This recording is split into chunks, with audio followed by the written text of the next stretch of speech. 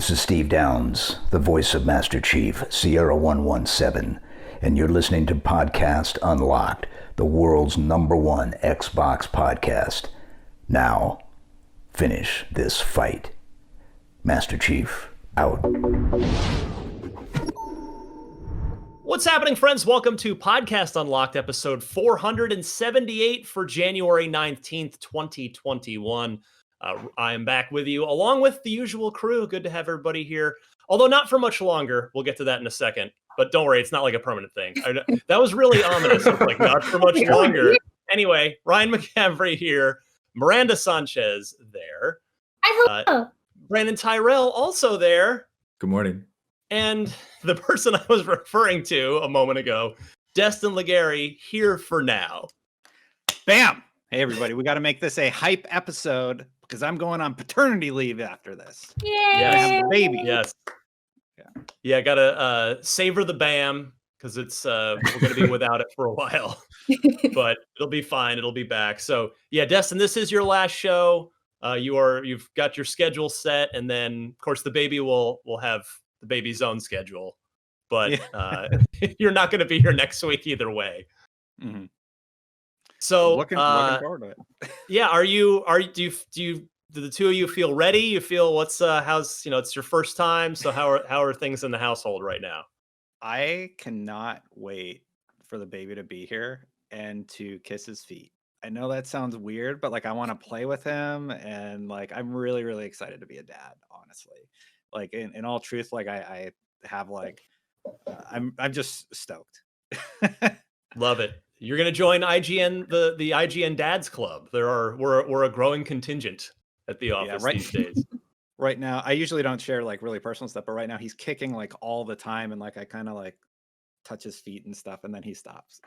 So yeah, and you sing to him, and it's Anyway, sorry. Well, it's gonna be fun, and you'll probably still have some good times for video games when you're up doing late night feedings and you've just got a baby on you, and you could just you can have a controller in one hand, and with the baby in the cradling in your arms. So do you have a backlog of games lined up since you're going to be not working? Yeah, I don't know. I've been locked in the house for so long, I've largely played everything that I want to play, and with a little baby, I probably wouldn't play anything too gory or violent. So I should probably get through Hive Busters before he's here. That's a quick one, 3 hours. Yeah. So I'll probably knock that out this weekend or something, and nice. then just figure out what I want to do from there. The Mass Effect, games, that's perfect. That's probably what I'll end up playing. Yeah, if that rumor from last week ends up accurate, it'll be towards the end of your paternity leave time. Could be a perfect way to end your time off by just rolling the trilogy again. Give it one last go. Yes. Speaking of cool video games, there is one out this week, the first major new release of 2021, and it's a good one, getting the gaming year off to an excellent start. Hitman 3, Luke Riley from our Australia office giving it a 9 out of 10. I can't wait to play more of this. I don't know if I have any other stealth game fans on the panel. I had reviewed 2, gave it a 7-something. The story was horrible, and the sandbox was good.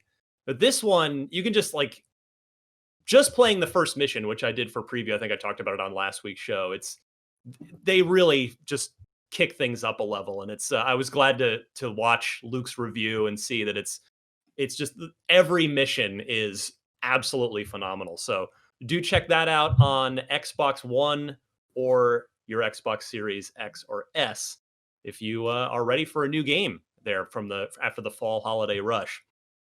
Let's get right to it here. The big story of the week. So we found ourselves smack dab in the middle of a just Lucasfilm news blitz when we recorded last week. We got the Lucasfilm news, we got the indie news, but then after we recorded, there was more, and that is Lucasfilm, Ubisoft hooking up on a new deal for a game from Massive, the makers of The Division. Ubisoft is working on a story-driven open-world Star Wars game with Lucasfilm. CEO Yves Guillemot says it marks the start of a long-term collaboration with Disney. No other gameplay details have been announced, and Massive is still, quote, actively recruiting for the project.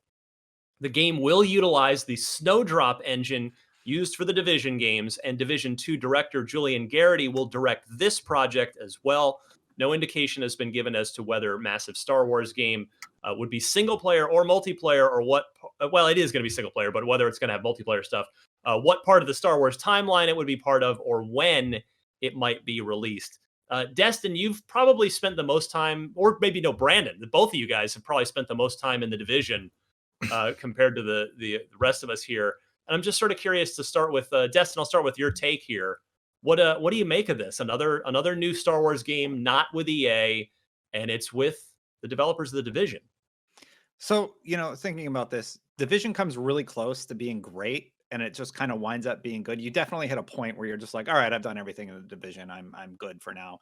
But they have a lot of interesting things with the builds and, how you collect this cool loot and everything. And I could see that quite easily adapted into a Star Wars like IP. So imagine this. I think Swatter, Star Wars, The Old Republic, written by Drew Karpyshyn, Mass Effect writer, Mass Effect fame. Imagine he writes something for Ubi that is sort of like this sort of RPG light game in the vein of Division, where we have really, really excellent storytelling. We have RPG like mechanics for RPG fans like myself, fans of like Destiny and Division 2, Warlords of New York and such. And I think it could be really, really interesting. I don't know that it'll just be like Division, but Star Wars. They're definitely going to have to like tweak a few things, but I'm actually quite excited about this. I think this has the potential to be a great Star Wars IP. So interestingly, it's funny you bring that up, that whether or not this is just going to be the Division Star Wars.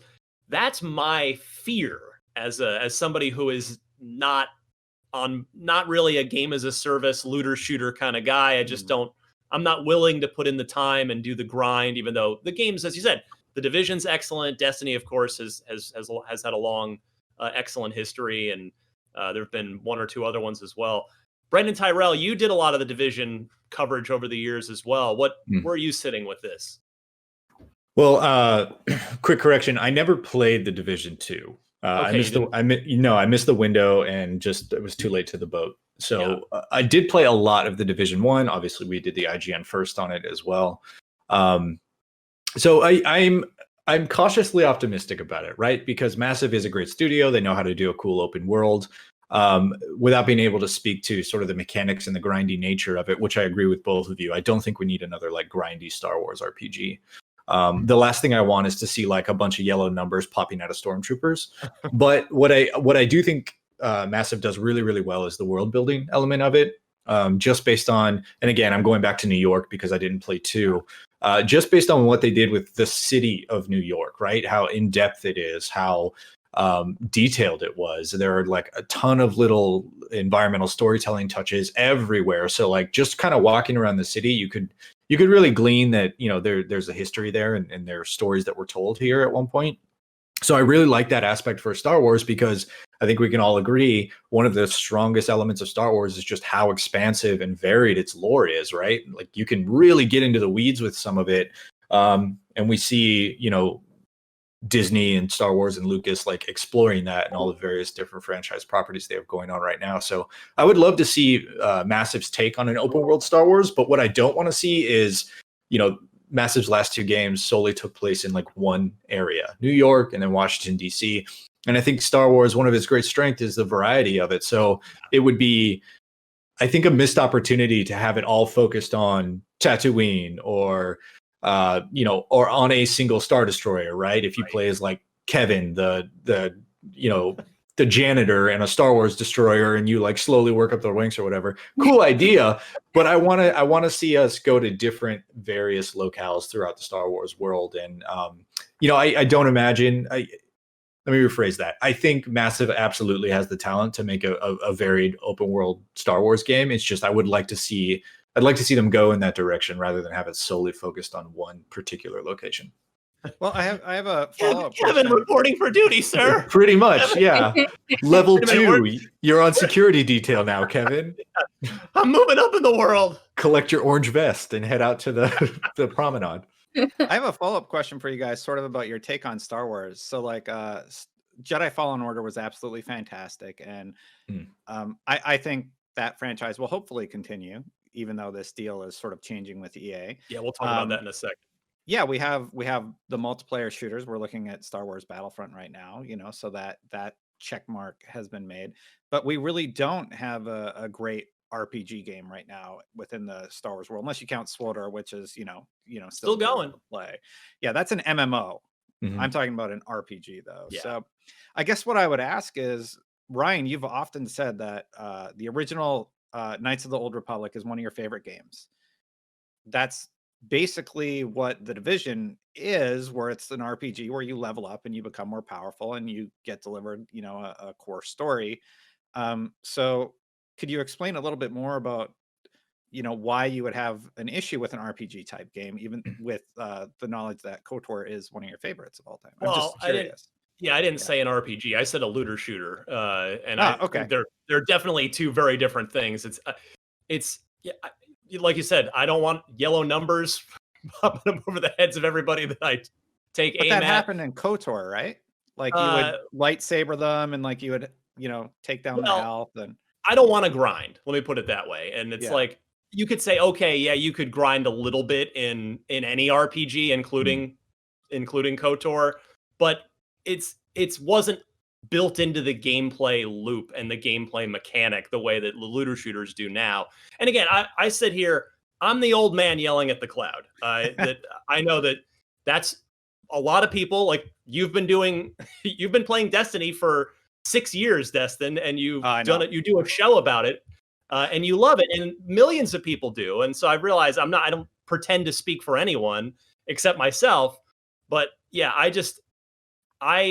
if we're going to get an open world Star Wars game, I hope it's just really, really focused on story and not like, do another wave of stormtroopers to try and inch closer to your cool new hollow belt or whatever. Well, what if it was more like Valhalla? Then would that be a better game for you guys? Because you have like a core story that you could just play through, and then you have all these branching narrative side quests that you could do.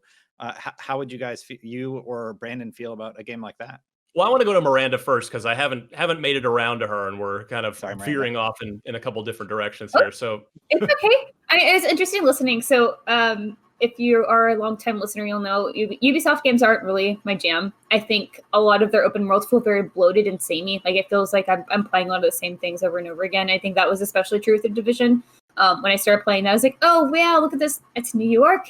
And I was like, wow, it sort of just feels like I'm going to the same places. I just didn't really do it for me. And so I'm really curious to see what they're going to do with a Star Wars spin on that. I kind of align with Ryan and feeling a little worried that potentially this is just going to be The Division with a Star Wars skin on it. But I would like to think that they're going to do a little bit more, I think The Division is fun and it definitely appeals to a lot of people.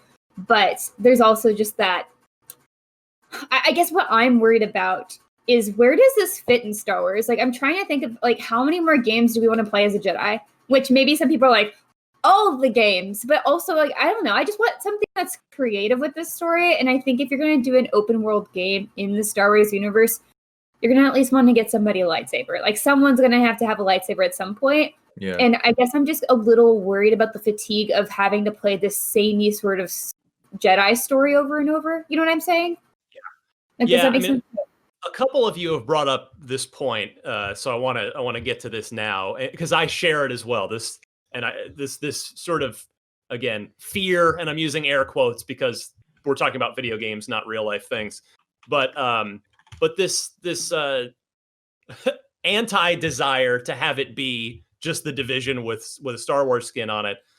So Ubisoft actually issued a quote in their blog entry about the game. They said, we truly look forward to creating something totally different from what we have done in the past while upping the bar for the industry. So yes, it's corporate speak, but at least that's a recognition and a seemingly an indication that they don't intend to just make The Division Star Wars. Because, I think is it cynical of us to assume that would be the case? I don't think so, because when you look at this industry, the game industry is very risky. Game budgets are huge. Only like blockbuster games tend to succeed, and everything else tends to have struggle making money. You've got Massive is a team in place that has the talent already assembled to just make The Division Star Wars. And they've got the engine, and like they've got everything there to do just that. So I think it's a reasonable concern on our part as gamers, but I'm definitely comforted a bit by, again, a bit, because we still have to see how this turns out, but I am comforted by that quote from Ubisoft. Miranda, I don't know if that makes you feel any better too. Yeah. We're so just, again, curious about what the potential is for what this game could look like. And honestly, Ryan, I feel bad because I would not be opposed to some sort of looter shooter, although I don't know what that would look like. I mean, maybe if it's set like within some of the resistance or the rebels, whatever they want to take it, some rebel force somewhere else. Honestly, what I'm really hoping we start seeing is these games further expand on the Star Wars universe, like further move out from these main stories and really establish some part of Star Wars lore that isn't really explored in the current canon. I think there's so much out there that isn't touched, but then what we do have now is like the same characters over and over. Like it always comes back to the Skywalkers, it always comes back to the Rebels, or it always comes back to Resistance. It's tied to these few points that are so set, and we really know these things. And I just wanted to see to be able to explore something else, right? I think there's a lot. Obviously, Star Wars is a whole universe. There's like a ton of space out there. And to you guys' point, like I think travel has to be part of that as well. I'm curious to see like many open worlds, hopefully. And we'll see how they can build around that. And I hope that's kind of what they're trying to hint at as far as like, this is different from anything we've ever done, like making it really interactive and vast is what I'm hoping for. Brandon, Miranda kind of makes me think of, well, if it is a looter shooter, what if it's kind of a plussed up looter shooter version of Republic Commando? Like a 4-player, you could get something like that going. Alternatively, what if a couple of you have brought up the point of not wanting it to just be in one place. Is a Mandalorian story, could it be a Mandalorian game? I always hesitate on talking about that because it wasn't that game technically canceled. 1313. 1313, yeah. Amy Hennig's game, right? We could have had that. Yeah, we could have, but we didn't. But I think, Ryan, your line of thinking is really kind of in line with mine. I mean, just based off, and again, is it like you said, we know all the pieces that they have and done in the past, and it'd be silly for us to think they're just going to rest on those laurels and not try something new. But, considering that game's not out for 2.5 years and we've got, a couple months to fill of talking about it, I'd say, I think like a bounty hunter style, or like, like Joe used to be a Republic like fighter and lost his ways, like salt of the earth kind of getting brother too. They're Kevin and Joe. Yeah. Kevin Weiskalker. Yeah, sure. But like drowning himself in whiskey or blue whiskey on some godforsaken moon on the edge of the universe. I feel like the division, the Team Massive is really poised to do a more grounded story rather than, to bring up Miranda's point about space wizards. Like we've seen a ton of space wizards before. Those are cool, but I also really personally hate when every main character in a universe is the same characters we've met over and over and over and over. So I would love, it's how we get cool new characters, like the protagonist from Battlefront, right? She's great. Star Killer originally didn't exist. Ashoka, 47 from Code. Yeah, Ashoka didn't exist. Like we have all these cool new characters that we have now that didn't exist, in the original trilogy. So I really hope they flex their muscles, but I do think that, their pedigree and their history kind of lines up perfectly with a bounty hunter-esque, blaster-based, jetpack-based kind of dude And so, maybe not a Mandalorian, but a bounty hunter or something like that certainly fits the mold, rather than Massive doing hey, you're a Jedi and you get to wander the galaxy solving problems for people as a space cop wizard.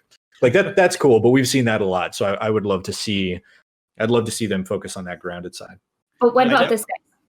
Ewok game. You're just an Ewok. You're just running around yelling yub nub, and then you have your little Ewok baby trees. That's all I'm looking out for. I love Ewoks. I think that game would sell actually. Animal Crossing Kashyyyk or Animal Crossing Endor. There you go. I don't think this will be a game as a service, but I do think it will be an RPG of some fashion. Yeah. Yeah. Assassin's Creed is an RPG, Division's an RPG, basically. Games service RPG, but it's going to have those mechanics, but it's probably RPG light. I don't think you get like a linear narrative, because I think EA has that nailed with Jedi Fallen Order. Yeah, and I think this is to differentiate and service a crowd that Jedi Fallen Order is not meeting. Well, and to your point, Jedi Fallen Order 2 is almost certainly in production right now at Respawn. The first one did very well. The either CEO or CFO, one of the high up execs at EA on an earnings call, said they think of it as a franchise. So they've pretty much, left quite a breadcrumb trail towards that there being a sequel.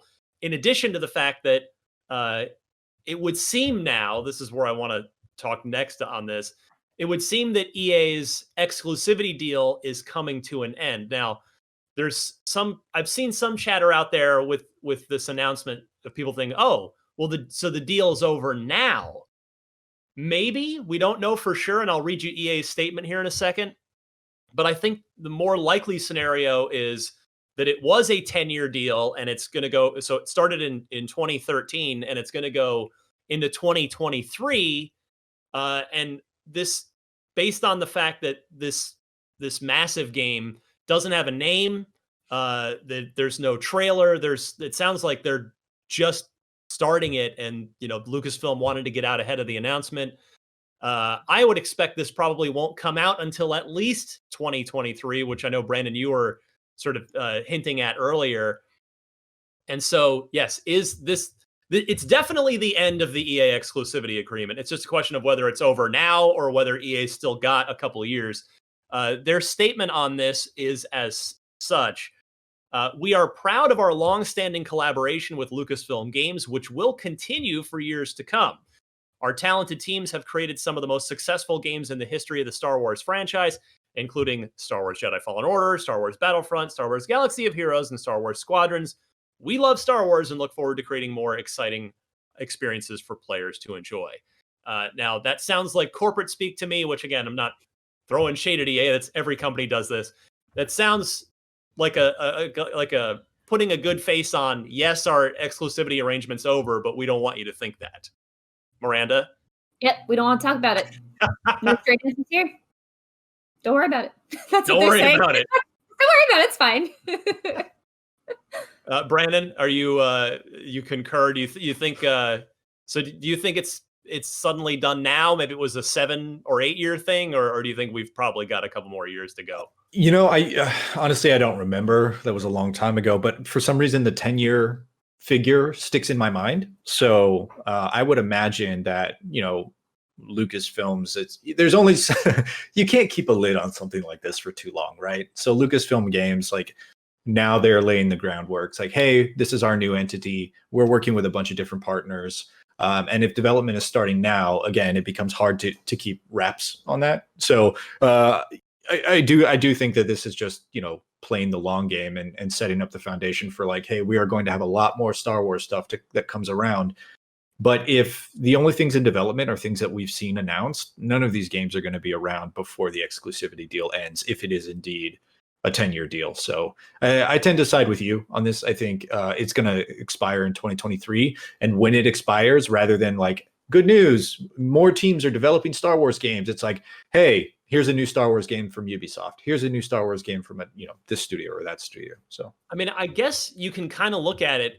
It sort of was only a 7 or an 8 year deal with EA because they couldn't the first get 2 a head years. start. Yeah, like they signed the deal and then they started development on Battlefront. Whereas now, with the deal ending and Disney choosing to work with multiple publishers, multiple developers, they can go, okay, well, this EA deal ends on this date in 2023. We can get some other projects spun up now, and so that they can hit the ground running with this when the deal ends. Now, the final thing I wanted to talk about with this is the future of The Division. And I'll go Destin's way first on that. Changes. Yeah, welcome to the show. That's I'm a 40-year-old man. That still happens from time to time. What are you going to do? I'm human.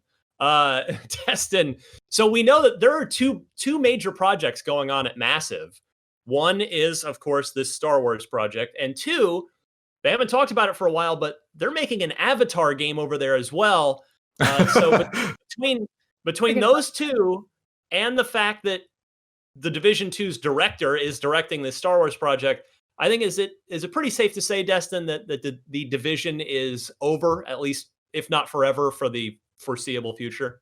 Yes. Look at that. Nailed it. Next I don't really know question. what else to say. Like, okay, this huge team that's been working on the Division games service, Ubisoft has publicly said that, like, I believe they said it didn't meet sales expectations, or am I thinking about something else? I don't remember any quotes about its performance coming up, but I'm far from an encyclopedia these days. So I'm not gonna say that, but I mean, you have the Star Wars license. Yeah, that's really it. You're gonna focus on Star Wars, right? Like, Division's fine. Maybe we see a Division 3 in like 5 years or something, but I don't know. I don't think so. I think Division's done, and I think they go all in on Star Wars. And maybe has anyone heard from the Avatar team? Like, is that still in development? I imagine it's still in development because no news is no news. But we've collectively been waiting for this tsunami of Avatar related properties and media for 5, 6, 10 years now. Apparently James Cameron has like 12 of these movies in the can and just ready to go from what it seems like. So I don't know. Maybe the Avatar team is going to shift over to Star Wars until those movies are closer to coming out. But with COVID, it's just like a lot of balls in the air right now, and I'm not sure. Like, just based on the fact we have not heard a single thing about Avatar for a long time. I will say, and they did say that. They did say Division 2 did not meet sales expectations on an investor call in 2019. So I think that IP is going to go on the back burner for a while. Yeah. Miranda?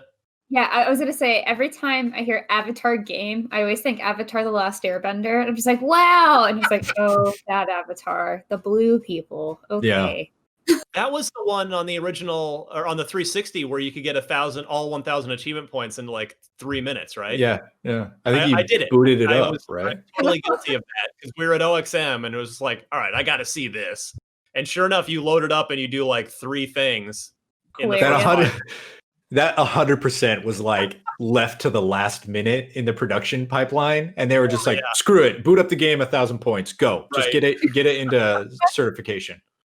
But Destin, I think you made a great point before I circle back to Miranda that the Division, yes, it's Tom Clancy, yes, you own it, so that's great. You don't have to pay anyone to use it because they outright own Tom Clancy these days. That is a brand, I should say. But yeah, I think you made a good point that if you're given the choice between a Star Wars game or a Tom Clancy The Division game, the higher ceiling is on the Star Wars game. Yeah, of course. And like, when you've publicly said it didn't meet sales expectations, like clearly, like, there's the Massive team is going to be working on Star Wars for the foreseeable future, and they're probably stoked about it. Yeah, for sure. They probably loved working on Division. I know a lot of the people over there like really love that franchise, but they're like, hey, guess what? We're working on Star Wars next. Like, that seems like good news to me. That was a hell of a Monday morning meeting for sure. Like, everybody was probably jazzed for the entire day. Yeah, I would be. That's what I was going to say too. I think this could be like a nice palate cleanser too, after doing 2 of somewhat similar games. You're building on those systems, you're learning so much, and now you need to take all of what you learned and apply it to Star Wars or Avatar, but hopefully Star Wars. Like, if you're on one of those projects, like, oh gosh, cross your fingers, you're getting on Star Wars, not Avatar. Yeah, that's right. Well, it kind of, I'm just speculating here, but it kind of feels like Massive or the execs at Ubisoft saw the writing on the wall, which is why they were pursuing different franchises or different licenses. And with supposedly Avatar movies coming out, that's a great window to align yourself with in making an Avatar game. But if Star Wars comes along, it's the same playbook. It's just a better team. You know what I mean? Yeah, and I'm sure this didn't factor in the decision. Like I'm sure Ubisoft would have pursued Star Wars anyway, but it probably didn't help the division's cause. And Destin just gave the quote about the underperforming sales metrics, but it probably doesn't help that in 2020 and 2021 that you'd want to really continue on with a game that's set in the middle of a pandemic. Like maybe it's a little too on the nose for current events these days. There's more than enough reasons to not do it. Yeah. So and those images of the Capitol from the cover work lining up with the news cycle from the last 2 weeks. It's just like modern day domestic and foreign terrorism is just such a touchy subject when it stops being fiction, so I can definitely see, like, let's just go to space. And nothing bad happens in space. It's safe. I just realized they're both space films technically. Yes. That's cool. Yes. So just a quick note, Avatar 2 is supposed to be out in December 16th, 2022. So we'll see. Interesting. Okay. Yeah, we'll see if the game ends up aligning with that. So that could be a Avatar fans. I never liked Avatar. I don't like that movie. Be careful. Max Scoville is a huge Avatar fan, and he can hear you. So. I didn't really understand. I thought it was like, oh, it's like Pocahontas, but new in 3D. Everybody said it's like Fern Gully, right? It's basically Fern Gully or Pocahontas. Yeah. There's a lot of mishmash of things that have been done before, and then I saw that, and I was like, well, it's really pretty. Yeah, I thought it was a phenomenal experience as a 3D movie in the theaters. I tried watching it again on my old 3D TV. Remember, that was a thing for a little while at home with the glasses, and I think that movie is not a great movie, and it's way too long. But it was a heck of an experience in the theater. That said, that world, I think, could the whole concept and conceit of that world could lend itself really well to a large scale video game. So I think it could end up being a better video game than a movie. I totally commenters agree. I want to hear from the biggest Avatar fans in our comments. I want to hear, like, Destin doesn't know what he's talking about. I love Avatar. I have all the shirts or whatever you buy for Avatar things. Yeah, those of you without an Avatar arm tattoo need not apply. Yeah. But yeah, I think that universe is ripe for more storytelling, but to everyone's point, like, the first Avatar movie was basically just Dances with Wolves. So, like, it's time to explore more of that universe. And I think a video game is the perfect venue for it. Or How long have they been making that movie? 15 years now? Like, it's not. I'll believe insane. It when I see it. But supposedly they had 5. Yeah. Yeah. So I'm on the avatar.com/films, and Avatar 2 is scheduled for 2022. Avatar 3 is for 2024. 4 is for 2026, and 5 is 2028. So they have this all planned out. They shot shooting all 4 of the others all at once, and they're just waiting to release them or something. That, I think that was because you know how, like, the Lord of the Rings trilogy filmed these things back to back to back, because the team's already there, production's already there. So I think that's the plan they were running with. And then who knows? Like, I don't know what happened, but I feel like I've been hearing there are 5 Avatar movies coming since I was in high school, which was a long time ago. So, well, I don't know what's coming. To put a bow on this, I know some of you out there are probably like, move on, guys, but this is a big story. I mean, this is the first non-EA Star Wars game in a decade. So the last thing I wanted to come back to, and I'll go around the panel here, is just to bring this back to what we do know that this massive Star Wars game is, which is an open world Star Wars game. Now, I've really enjoyed your points that you've all made about we seem to all be in agreement that we don't want it to be just in one place. But what I wanted to come back to was, have there been any open world Star Wars games? Because, like, KOTOR, both of them, they weren't really open world games. They were kind of, you'd take your ship and you'd go to a planet, and there was just kind of a limited area that you could wander around. It was, that was really before open world games. Well, I guess there was Grand Theft Auto, but there really weren't any other ones back then. Destin, can you think of any? Like, have we really had any open world Star Wars games? I'm definitely not the Star Wars expert. Like, there's been a few Star Wars games that I've enjoyed over the years, but I can't think of like an open world Star Wars, like a GTA or an Assassin's Creed. I don't think they've ever done that. Brandon, I guess SWTOR is the closest thing they've ever done. Right? And the Old Republic, not that I can recall, but yeah, I mean, it kind of depends on the definition of open world, because there are so many different variations of it. Like, Dragon Age Inquisition is an open world game, but it's a collection of like 6 big maps, right? Knights of the Old Republic was a lot of really wide hallways, but it was technically open world. So to answer your point, I can't recall a true open world Star Wars game. But they've gotten close with some, it's just very huge maps that you can explore and walk around and do stuff, where it's not just like checkpoint A, B, C, Miranda, I feel like if there had been one, you'd know about it, because you and your team would have had to do a big wiki about it. Mm. It's true. I would have been like, yeah, definitely, I know what that one is. No, there is not that one game that was hugely open world, unfortunately. But this could be a cool opportunity for that. And I'm curious to see what they'll have. I think plenty of opportunity for puzzles. That's something I'm hoping for. I think there's some cool Jedi puzzles out there, even if you're not a Jedi. They do have puzzles. That's all I've got. The more the merrier in that department. So we'll see. A lot to learn, but it's going to be story focused. And the question is, it'll at least, it won't be. I think, Miranda, you were saying earlier that a lot of the Ubisoft open worlds feel the same to you. This being Star Wars will probably not be guilty of that again, just by the nature of it being a space game, a Star Wars game. So we'll be keeping a close eye on this one in the coming years. Next up this week, I am an all-time fan. I think Ninja Gaiden, the original Xbox remake, of course, the arcade and NES original, but Tomonobu Itagaki and Team Ninja's Ninja Gaiden is, to me, a Hall of Fame video game. It's one of the best pure action games ever made.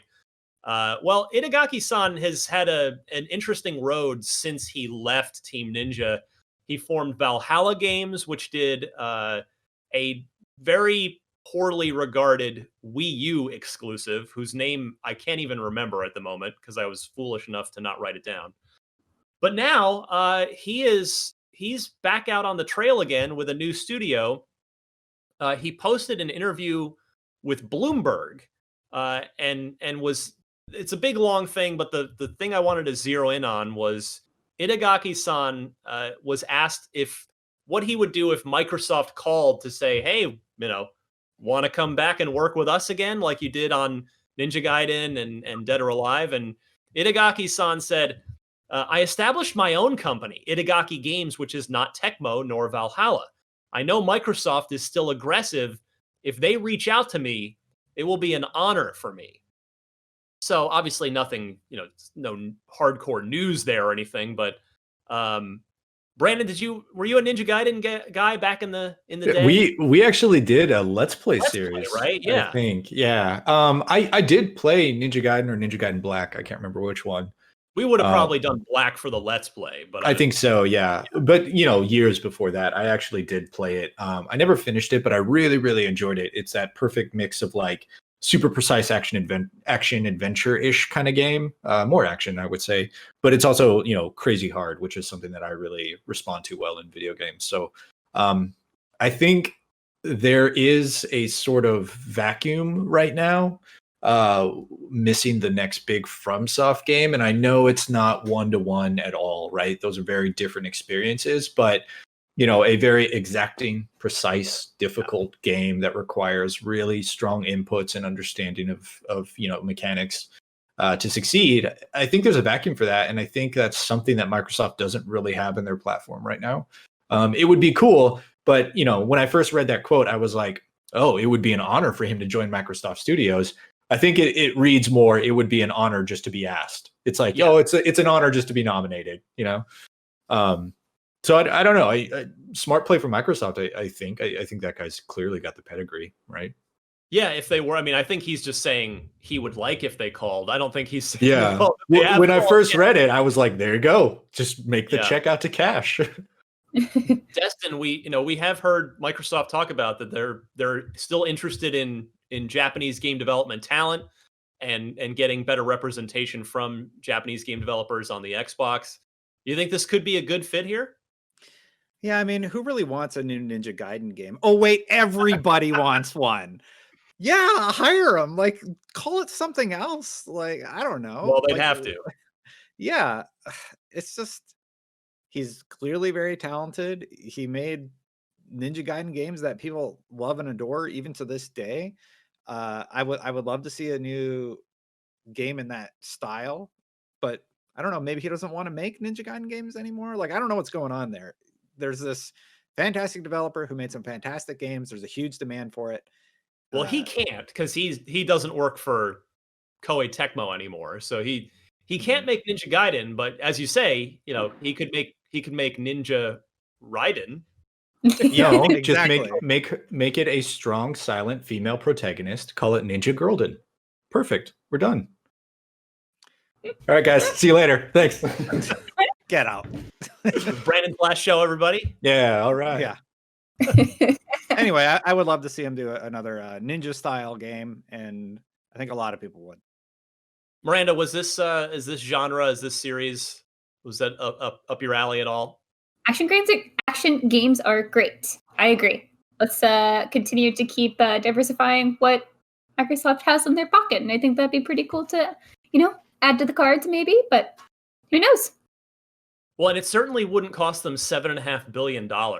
Yes. to go scoop up Itagaki and what is probably a reasonably small team. But yeah, I mean, I wanted to mention this story this week because I am one of the CJ Gibson. I want to give a shout out to, former IGN video producer.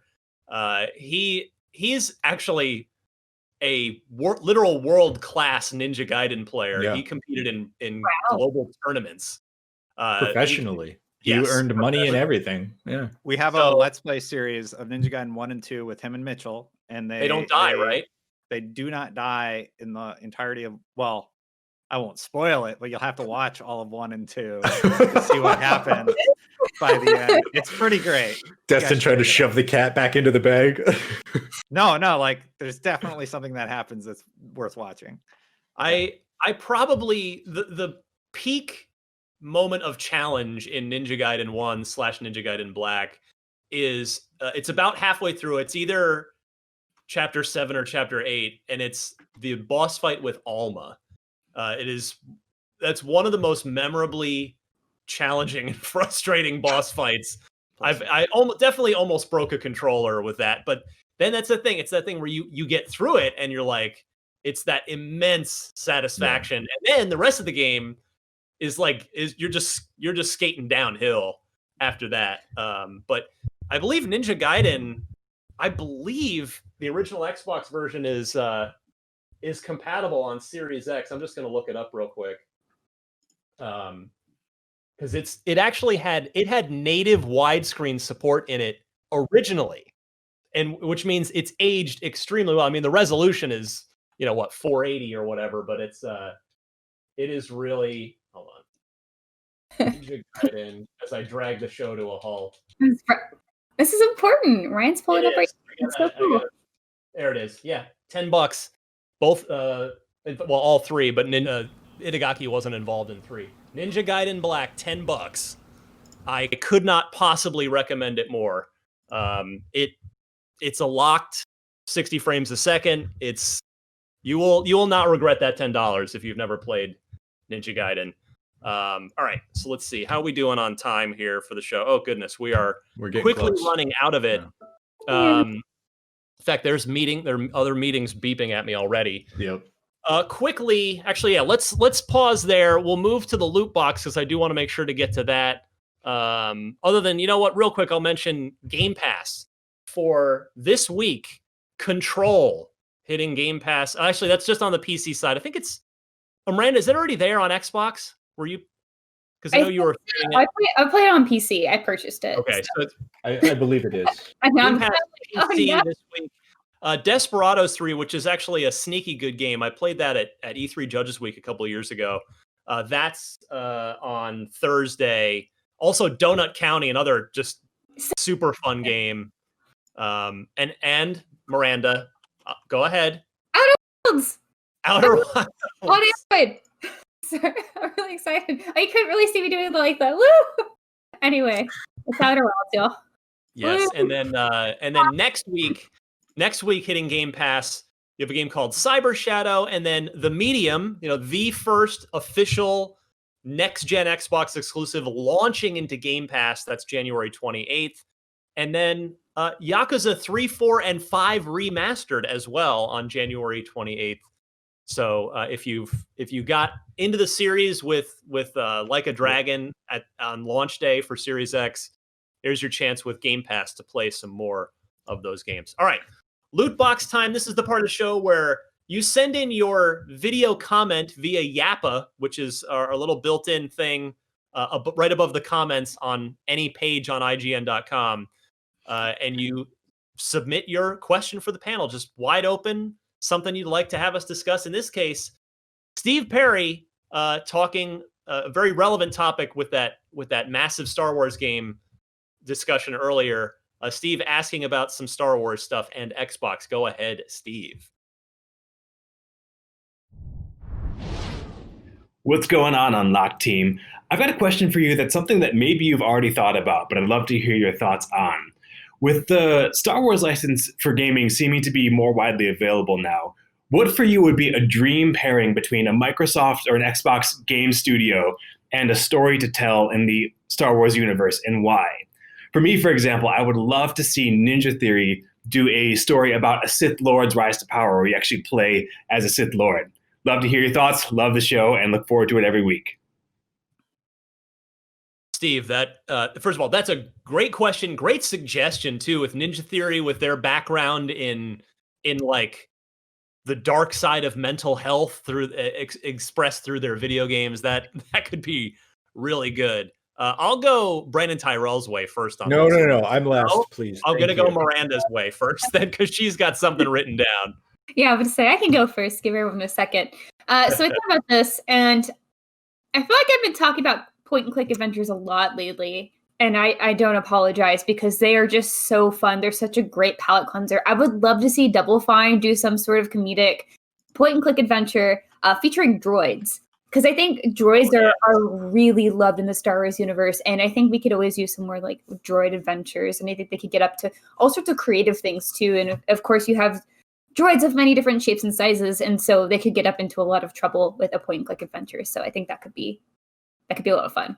That's such a good idea. And it's funny, you've made me think now, like I was a big fan of the LucasArts point and clicks in the original LucasArts days, Monkey Island, Full Throttle, Day of the Tentacle, Grim Fandango.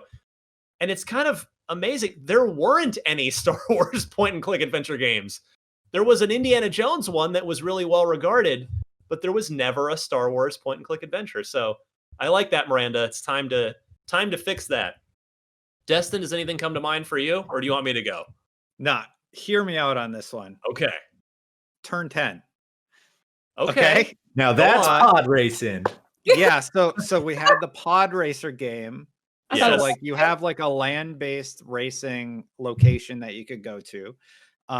You could go into the space type location. If you look at like, I think it was episode 2 or episode 3, it opens up and they're in space and they're like trying to take out the Star Destroyer and everything. You could have all these cool like races that you have to do in order to lead a squadron or something. And you could actually tell a really, really interesting story through all of the speed-based sequences within the Star Wars universe. And Turn 10 does racing games better than almost any, or at least on par with Gran Turismo would be the only one that would come close to what they're able to do, but Turn 10 is just absolutely phenomenal. And I think it would be super cool to see what they could do with a racing Star Wars IP. I started it as a joke, but then I started thinking about it like while we were getting to this segment, and I'm like, oh, actually, that could be really neat.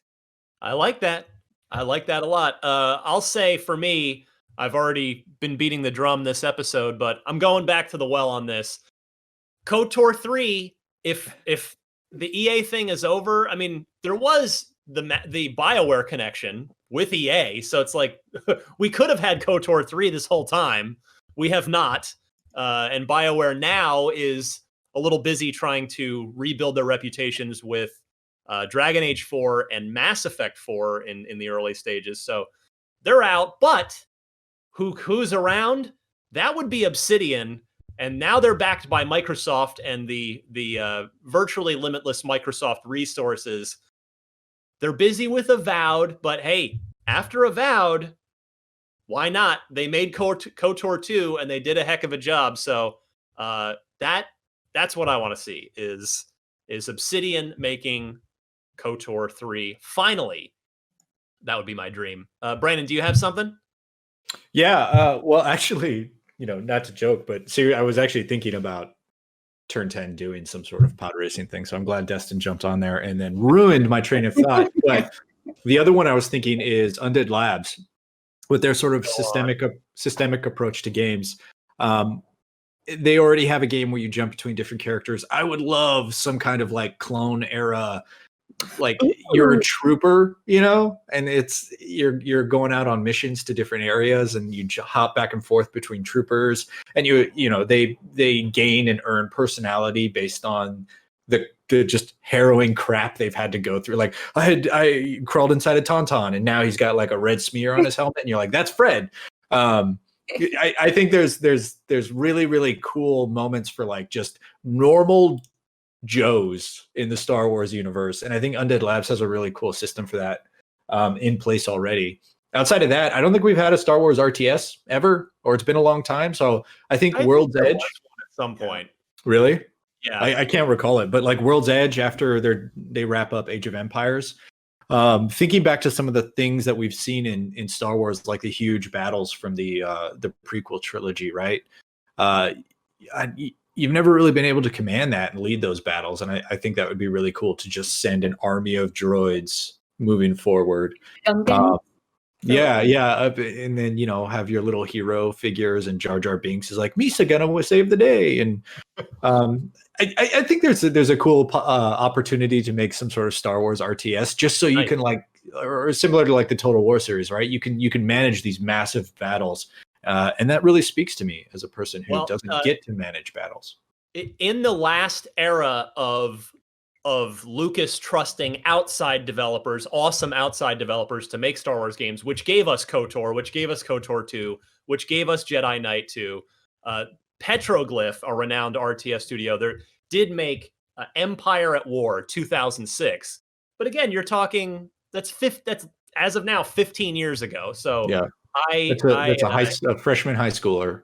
Yeah, I heed your call. I hear your call. I respect your call for a new Star Wars strategy game. All right, we are about out of time, but since this is Destin's last show for the next couple months, we've got to give him a chance to get on the board here on trivia. So far, only Miranda is on the board. So quickly, we've got an excellent question from Kanu from Wisconsin.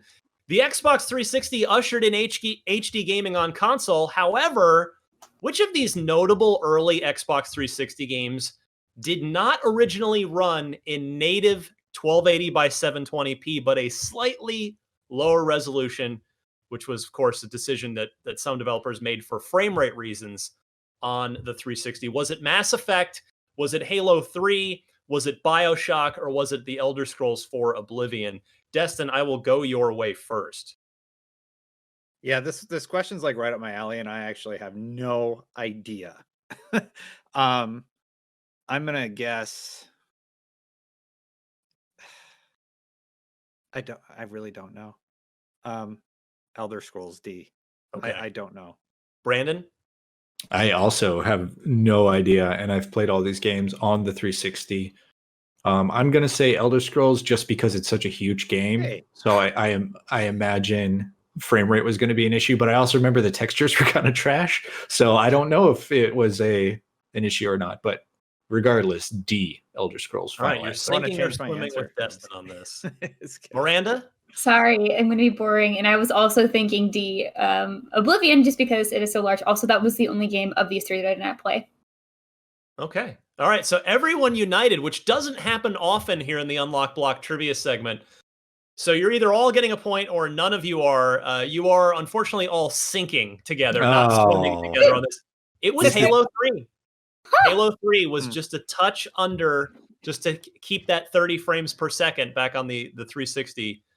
So yeah, it was Halo 3, which was kind of surprising in hindsight when you think about it.